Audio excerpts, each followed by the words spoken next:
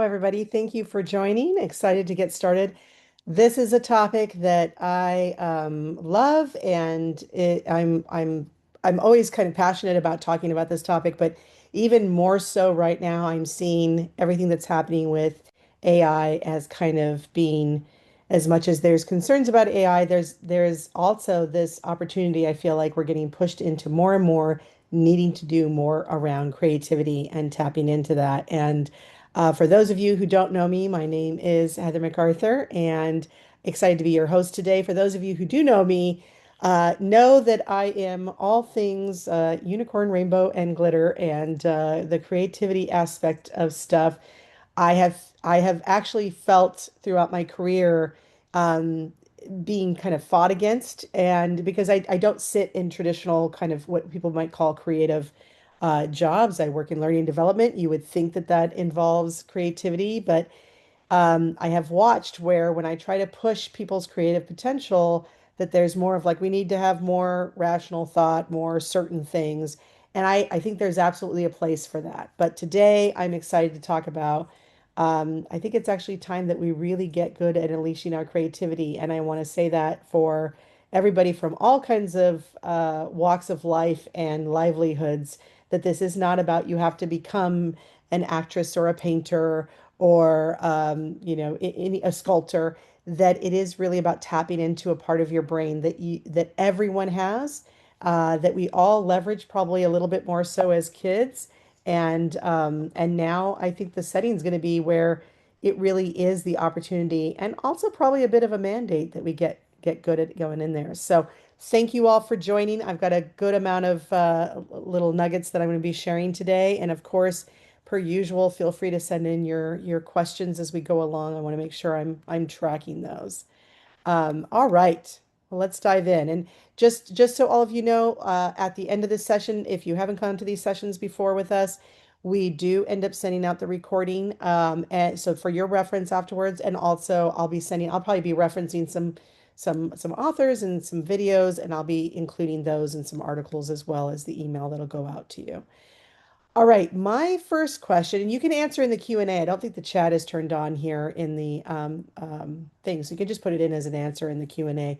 But I want you to think about, I'd love to hear thoughts about what we can learn from this fantastic Olympic skater, Alyssa Liu. Now, I'm making a general assumption that people are familiar with her because she just kind of hit the scene this year and really did some amazing work.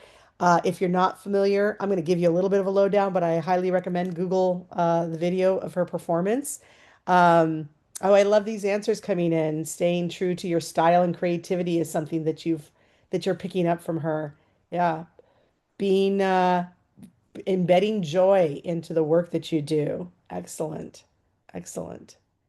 Yeah, I will say when I watched her performance, it's the one where she's wearing this gold outfit. Um, that's what I got. I got that there was room for her to be uniquely her and the level of joy. And so in watching her performance, this is what I got out of it.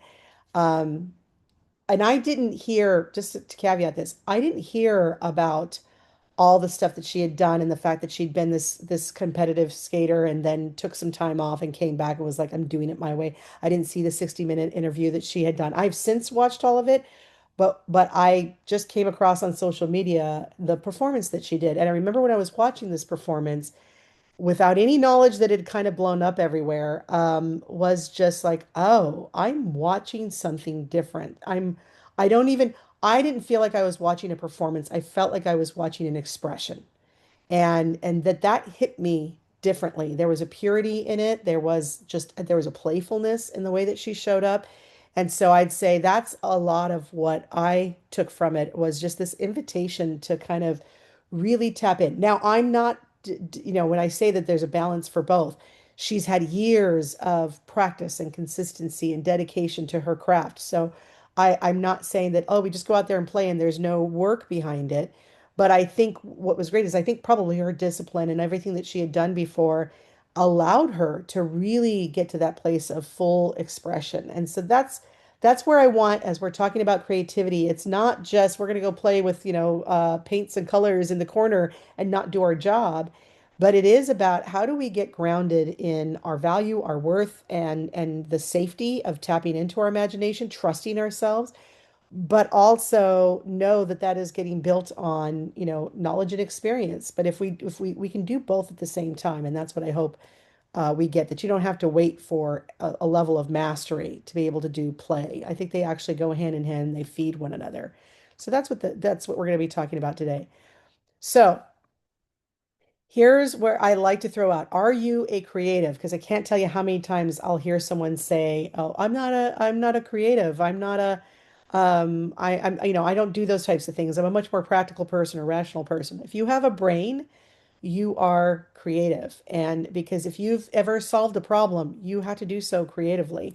If you ever had to come up with a proposal, if you've had to understand how to prevent something from happening, like you're a creative. That's our resourcefulness is a sense of creativity. Now, how much we allow ourselves, I was just having this conversation today with somebody, and something about what she said about creativity, it dawned on me that there's, part of our willingness to go into creativity is uncertain, that we're allowing kind of a flow come from us. And so we have to kind of trust ourselves. We have to believe that we have a worthiness, our ideas have a worthiness, even if they're not the ideas that everybody uses, even if it just your idea generated another idea in me, that just the way you see the world is valuable and needed.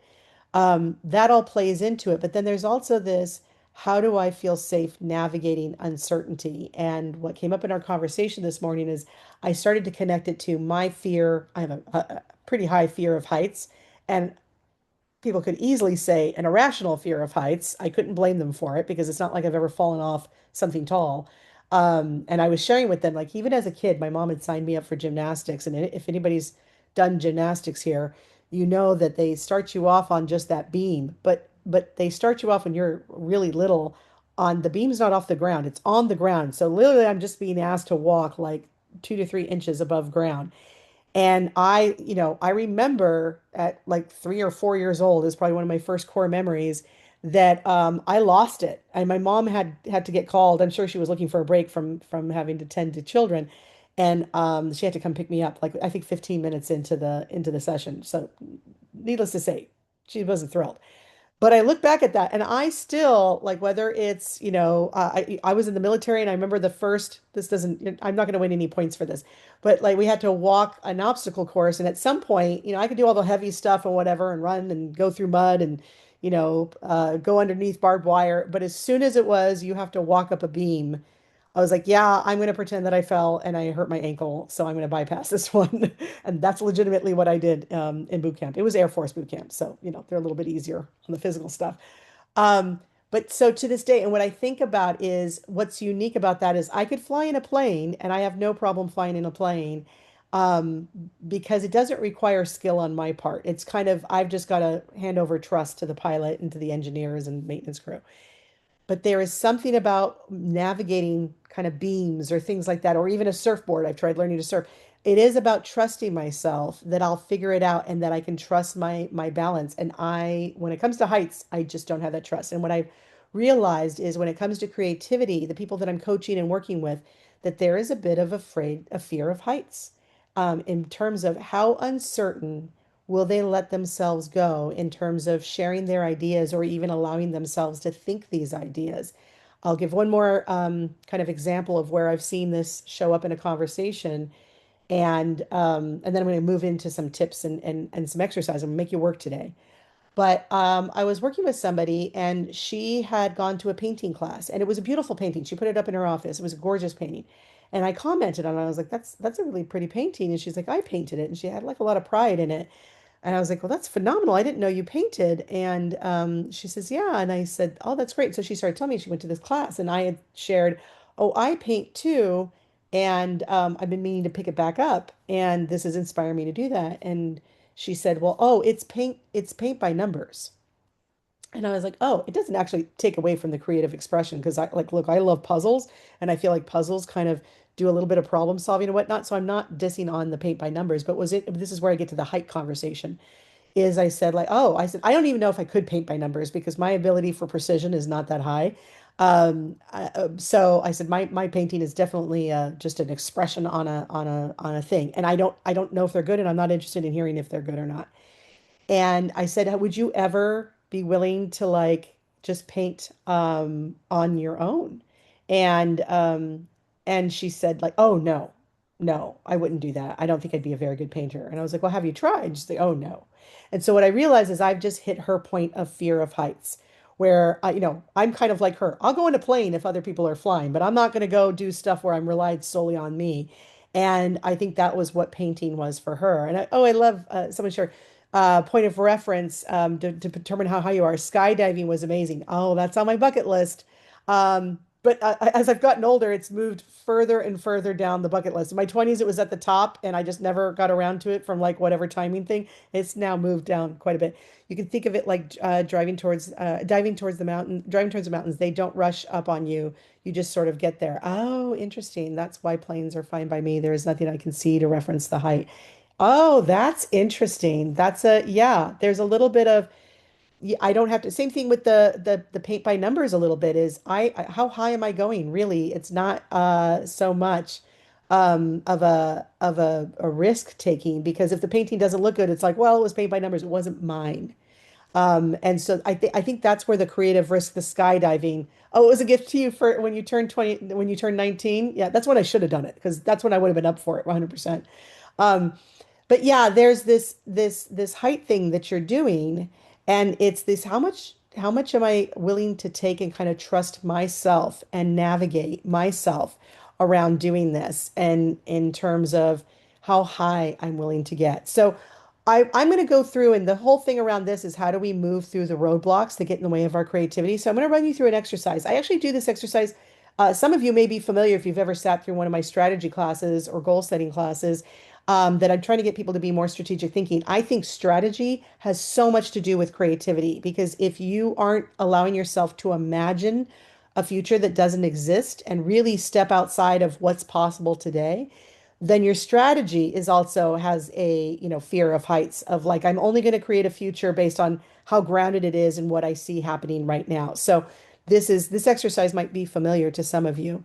But here's what I'm going to ask you to do. And I'm going to ask you if you are, for some reason, listening to the recording of this, pause the recording and do this little exercise. So I'm going to ask you is just to take the time and type it up, write it up, whatever you want to do. Um, but I'm going to want you to write it because you want to be able to look at what you came up with. So let's imagine that wherever you're working at right now, or if you're not working right now, like you have just been given all the resources, someone's coming in, they want to, venture capital invest in you. And imagine that you're given all the resources, all the approvals, support, headcount, software, technology, whatever it is that you might need. You're guaranteed to have it. There's no roadblocks in front of you. You've got a year. I want you to write down what are the things that you would do. And I'm just going to give it 30 seconds for you to do because I want it to kind of like whatever is like right there, ready to go. So 30 seconds. I'm going to give you some quiet time.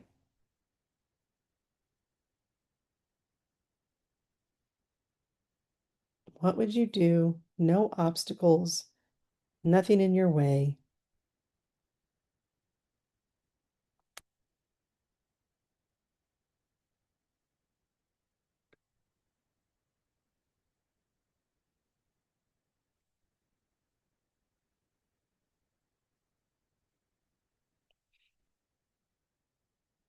Okay, I'm going to jump in. I actually give a little bit more time when I'm doing a regular workshop, but one for the conscious of time, and also people come to webinars, they want to hear someone chatting through stuff. But hopefully you wrote some ideas down. Here's what I'm going to push you to next is you did all that. You had a year to do it. Let's say that these capital investors or that the your company leadership comes by, sees everything that you wrote down. And even if you got half a sentence, assume that you finished it. They see it all. It was amazing. It was very successful. So you have changed the landscape of whatever it is that you were busy doing stuff on. Everything that you listed or partially listed, it all got done and it was done successfully. So they come back and they go, okay, well, now, we want to invest again. So they're coming back. It's now March of 2027 into the future. What would you do next? They're going to give you another year, all the resources, all the stuff that you need. I'm going to give you another 30 seconds. Write down whatever comes to mind. Don't judge yourself. Don't filter. Just put it on paper. No one's going to see it but you.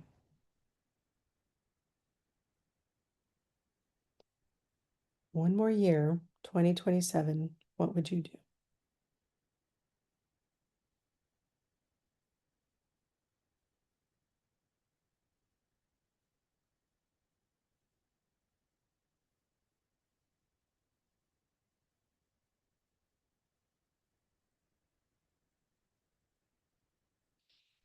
All right. So hopefully you got some ideas down. And now I want you to compare it to what I call your creative muscles, or a lot of times I'll call them your strategic muscles, but it really does come down to creativity. And I want to call these muscles out because as adults, we tend to get overemphasized on some and not all of them that our brain actually has the capacity for. So when you're thinking about your creative muscles, there's four creative muscles that really kind of show up for us, and they can combine to come up with innovative solutions.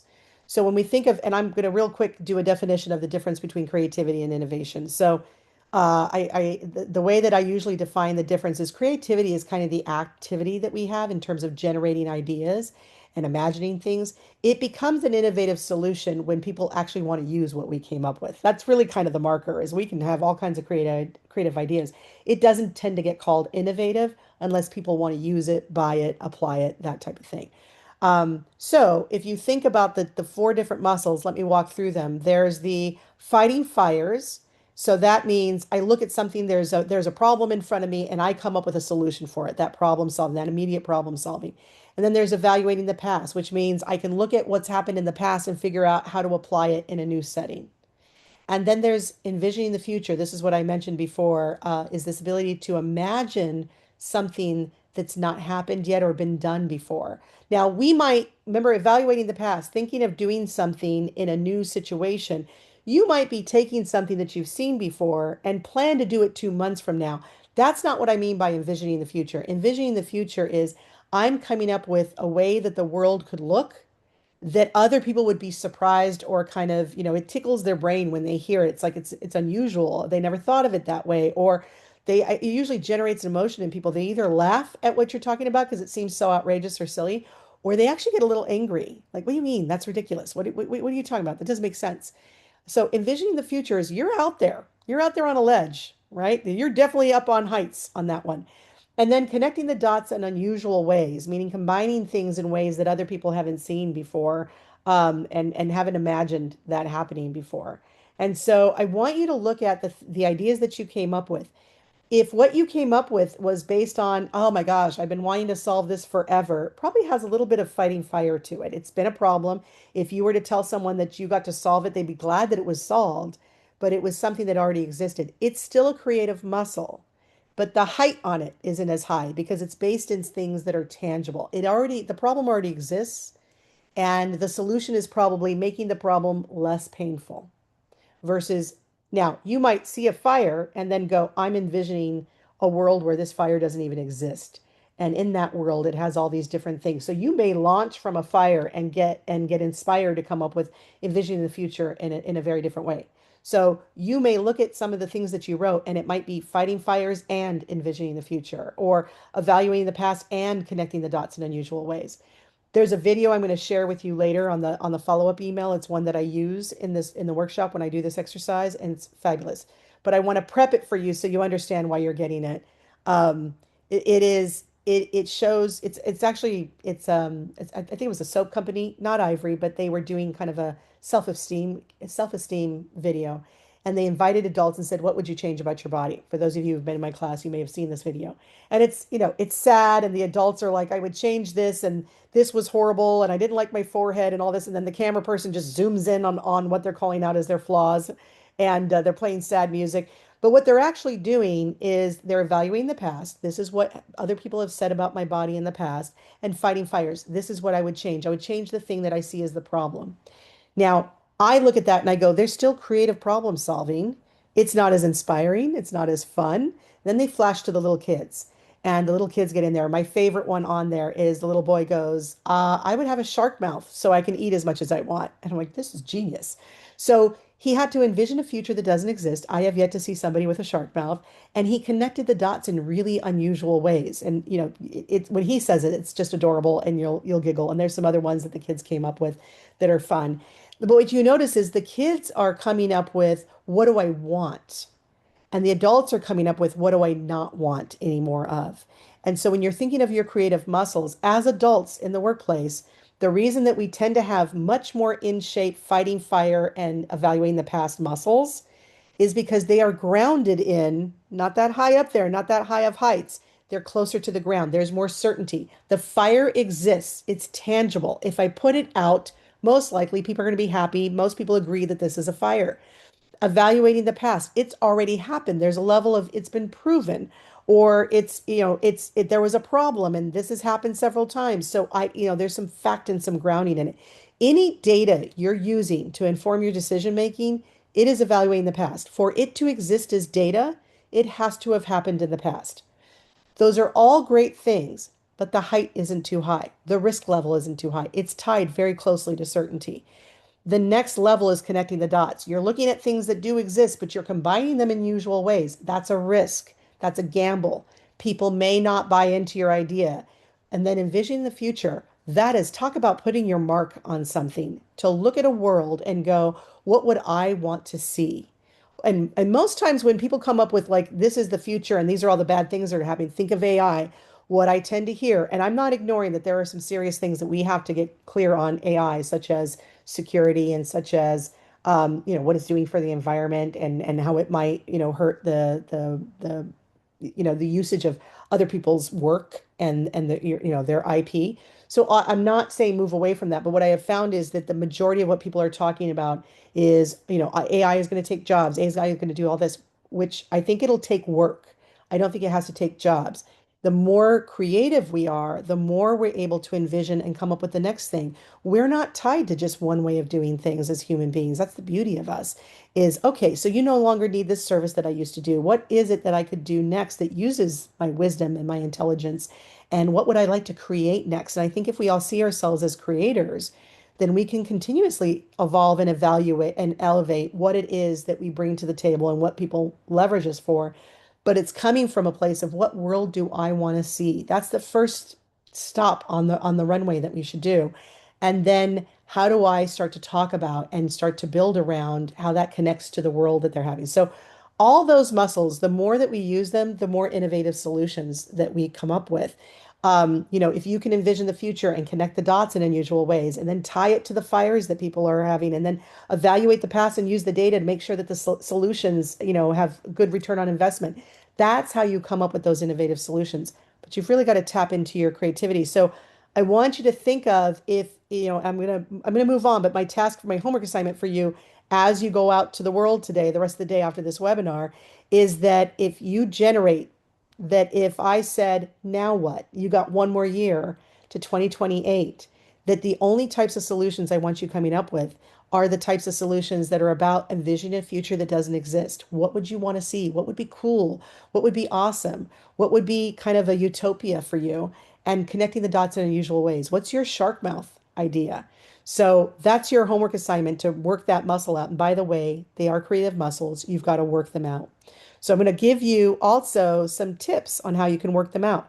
One thing is, as a team, and I love like getting people together and doing this as kind of an energy exercise, that you get to hear other people's and you build off of each other, because I find that that really works your creative muscles, is you do a worst idea challenge. Whatever the topic of it is that your group or your industry or whatever is tackling with, what's the worst possible ideas we can come up with? It kind of forces you, it gives permission in the room for you to come up with bad ideas. And that is actually the gateway to some awesome ideas. And I've seen these conversations, and sometimes it generates the thing that people really want to move forward with.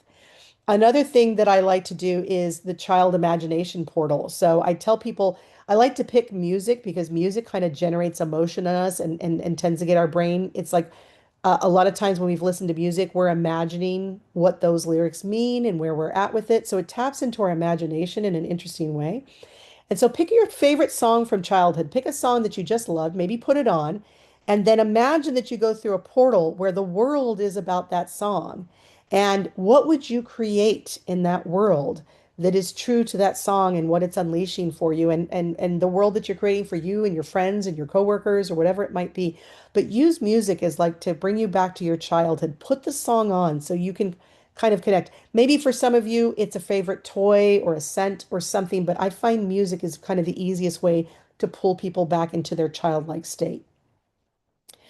You want to engage in play. You want to get back to that state where you weren't quite at a place where your muscles around fighting fires and evaluating the past were being leaned on so heavily.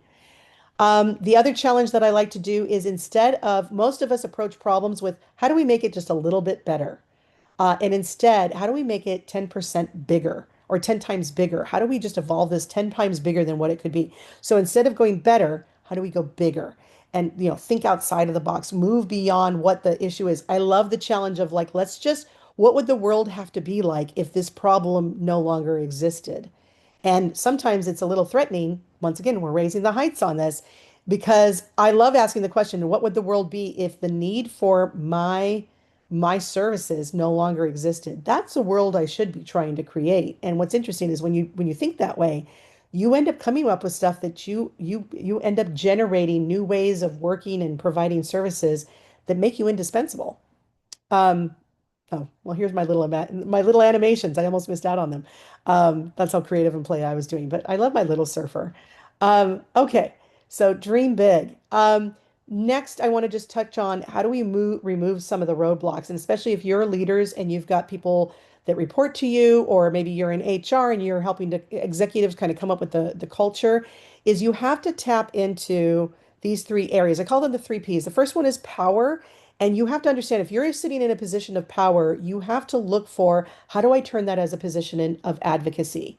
Because a lot of times our comfort with the level of heights that we're willing to get to absolutely starts to shut down and impact other people's ability to hit their heights.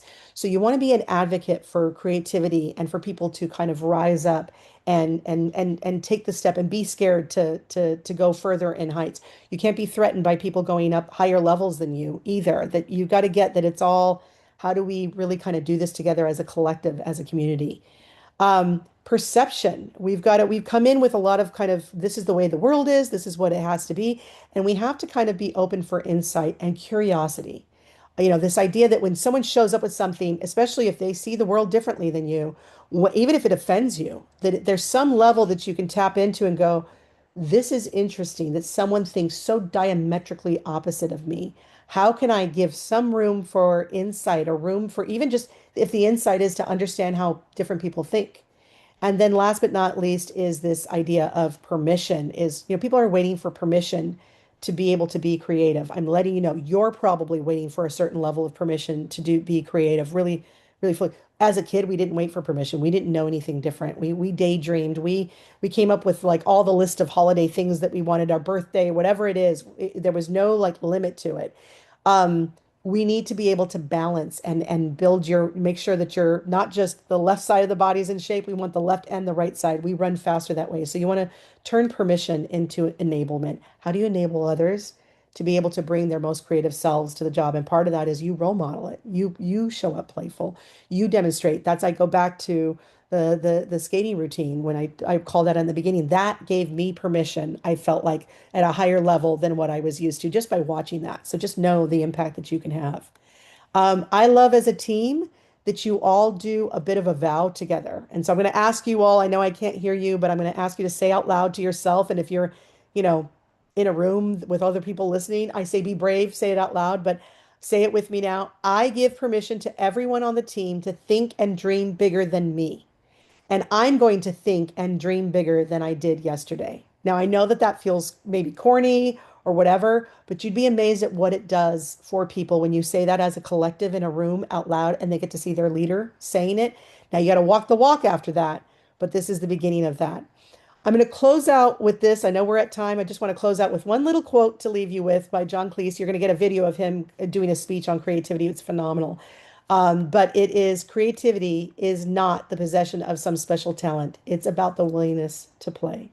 So I invite you to play, use your future muscles, use your connect the dots, do something that's not paint by numbers, raise the height a little bit for yourself. And If you've got any questions around this, we're doing a lot of work around the thinking and kind of expanding the human side of things that set us up to leverage AI to bring more of us to the job versus less. All right, folks, thanks so much for the time today. Hope to hear from you, and I'll be sending out those resources if you've got any questions. Take care.